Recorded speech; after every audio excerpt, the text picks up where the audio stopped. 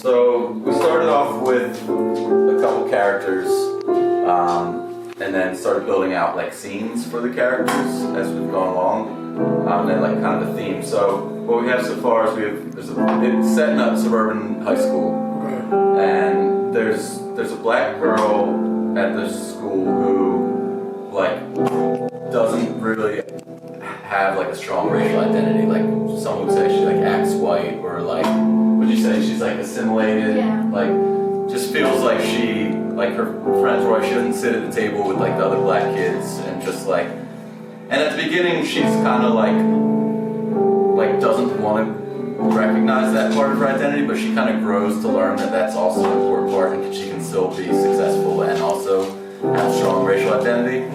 That's kind of like her growth. And then there's a black kid who moves to the school after he gets shot, and it's kind of like, honestly, like a Fresh Prince type story. So he moves out there and he's just pissed off. Like at the beginning he's just like, F this school, like there's no teachers that look like me, like what am I doing here? And he's like acting out, getting in trouble. And like you kind of like learn throughout the story, like there's one scene where they're at like a museum field trip, and he's like teaching that girl like all this stuff about like African art, and she's like, how do you know all this? And he's just got like this like deeper underneath this like angry shell. He's like really smart and in touch with his racial identity.